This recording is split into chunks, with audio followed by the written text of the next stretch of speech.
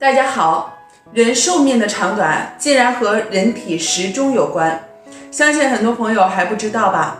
最近我看了一个报道说，人的寿命长短是由什么决定呢？是由人体时钟来决定的。因为人体里面有一个时钟，咱们用术语来说的话叫做端粒，它来决定你的寿命到底有多长。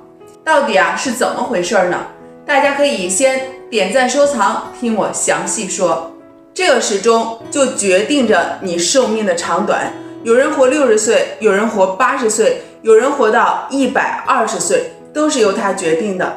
但是每个人体内的时钟长短快慢都不同，那怎么才能快，怎么才能慢呢？是由什么来决定呢？主要有3大要素来决定你体内的时钟转速的快慢。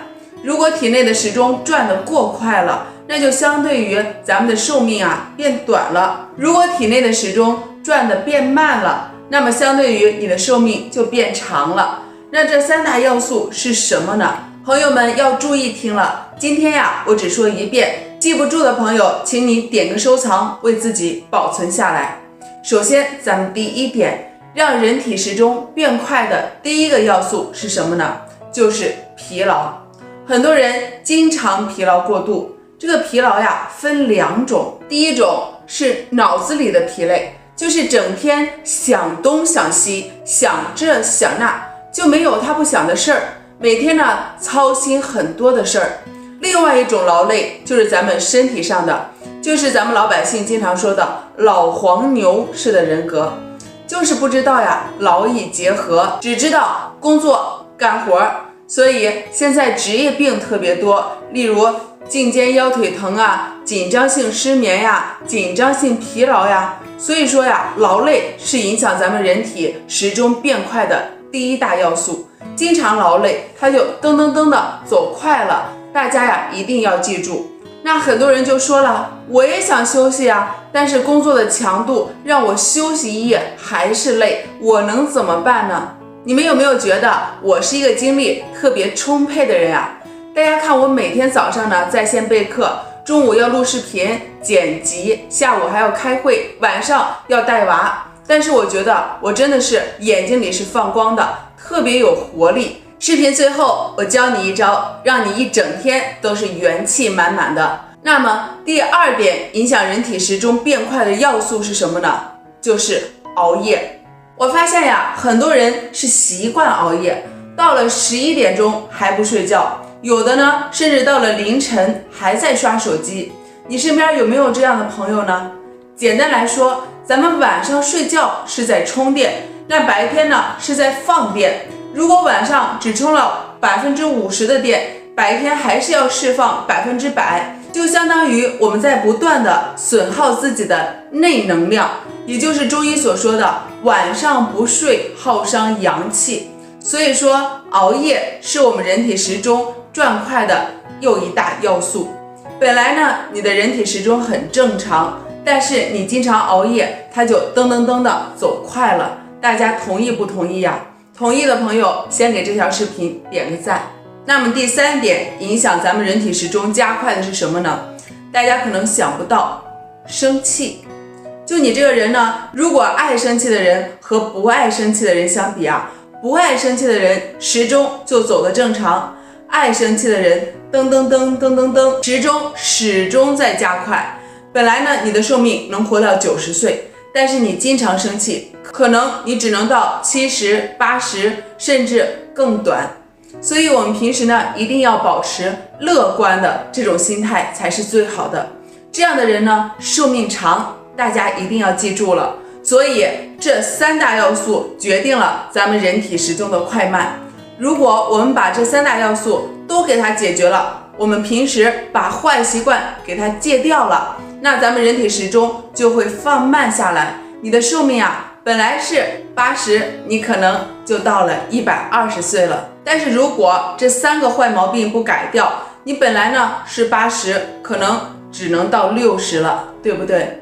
如果你经常感觉到累，即使休息也缓解不了，经常焦虑失眠，脾气点火就着，那在视频的最后分享一下我一天元气满满的绝招。我每天会做15分钟的瑜伽拉伸练习，来激活身体的阳气。整天感觉到累的朋友啊，这15分钟对你来说非常重要。如果大家想跟着练，在评论区留言瑜伽，后面更新一期，大家呢可以跟着做。到中午我会带着热敷眼罩休息20分钟，因为我这一天呀看电脑的时间实在是太长了。热敷可以很快的帮助我缓解眼睛的疲劳，如果经常用眼的朋友一定用一下热敷。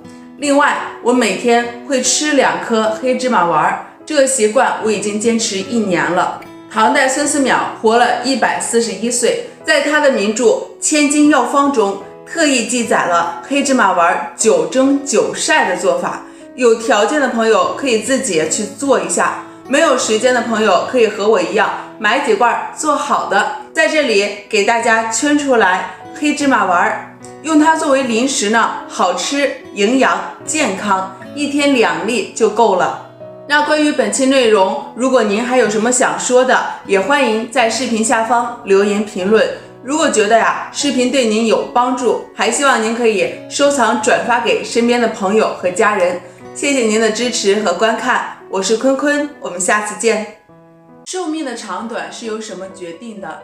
今天这个话题非常大，但是时间非常短，我只说重要的，大家可以圈个3连。这个事儿对于每个人来说呢都是大事儿，所以我建议您把它收藏起来。寿命的长短是由什么来决定的呢？有的人会说，人的命天注定，能活多久生下来就决定了。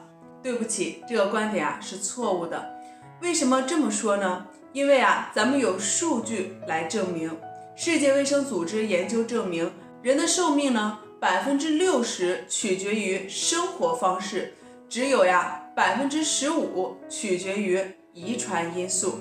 其实这个数据它和咱们北京大学的研究团队发表在《柳叶刀公共健康》上的一个研究结论是一致的。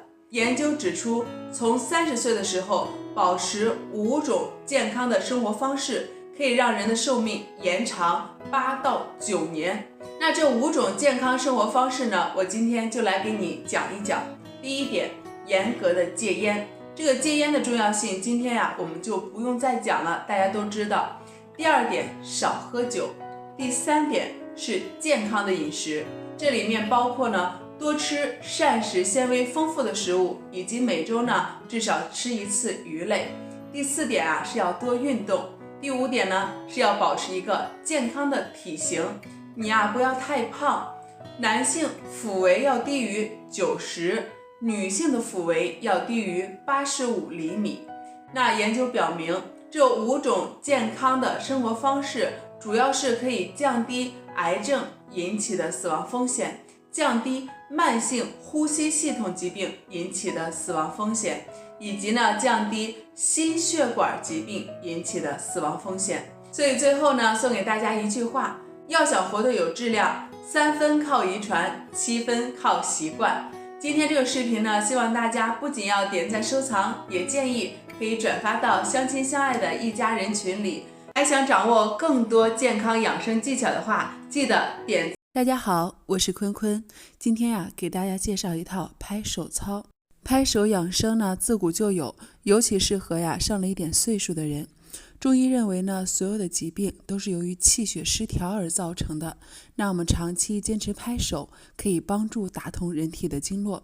经络就是气的管道，而且呢连接5脏6腑。如果经络堵塞了，气的运行也就不通畅了，人也就容易生病了。尤其是上了一点岁数，就最害怕的就是堵了。那我们第一个方式呢，去拍打我们的大鱼际，像现在这样。而且呢，大鱼际正好是我们心脏的反射区，它可以帮助我们去促进血液循环。第2个方法呢，就是拍打我们小手指下方的手掌外侧这一溜区域。